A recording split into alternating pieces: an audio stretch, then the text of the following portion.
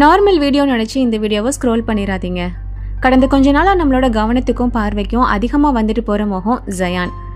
கல்யாணம் ஆகி 7 வருஷமாக குழந்தைய கொடுக்காத இறைவன் 8வது வருஷம் இந்த அழகான குழந்தைய கையில் கொடுத்து அந்த குழந்தைக்கு டிஎம்டி அப்படிங்கிற ஒரு தசைசிதைவு நோயும் சேர்த்தே கொடுத்துட்டான். இந்த குழந்தையிலேருந்து காப்பாற்றணும் அப்படின்னா அந்த மருந்துக்கான செலவு கிட்டத்தட்ட 25 கோடி தேவைப்படுது.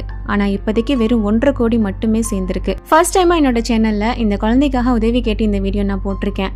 டிஎம்டி அப்படிங்கிறது என்ன, குழந்தைய அது எந்த மாதிரி பாதிக்கும் அப்படிங்கிறதையும் சொல்லிடுறேன். இதில் மொத்தம் 5 ஸ்டேஜ் இருக்குது. இதில் ஜயான் செகண்ட் ஸ்டேஜில் இருக்காரு. நார்மலாக இருந்த குழந்தைக்கு கால் லைட்டாக பெண்ட் ஆகும். இதுதான் செகண்ட் ஸ்டேஜ். இந்த ஸ்டேஜில் தான் இப்போ ஜயான் இருக்காரு.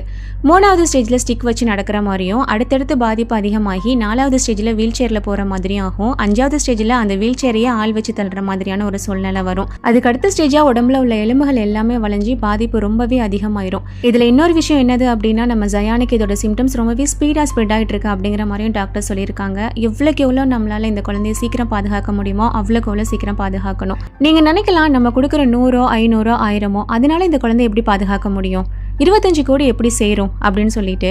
ஆனால் இறைவன் நினைச்சா ஒரு நொடியில் எல்லாமே மேஜிக் மாதிரி மாறும். 25 லட்சம் பேர் ஆளுக்கு 100 ரூபாய் கொடுத்தா போதும், 25 கோடி சேர்ந்துரும். கண்டிப்பாக இந்த குழந்தையை நம்மளால காப்பாற்ற முடியும். நீங்கள் பணம் அனுப்ப வேண்டிய அக்கௌண்ட் டீட்டெயில்ஸ் இந்த ஸ்க்ரீனில் கொடுத்துருக்கேன். உங்களால் கம்மி அமௌண்ட் தான் கொடுக்க முடியும் அப்படின்னாலும் யோசிக்காம தயவு செஞ்சு அனுப்புங்க.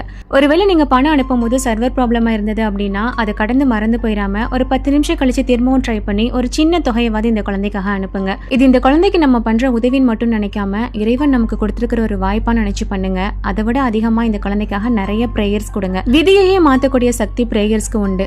உங்களால முடிஞ்ச சின்ன உதவியையும் அளவுக்கு அதிகமான பிரேயர்ஸையும் இந்த குழந்தைய கொடுப்பீங்கன்னு நம்புறேன்.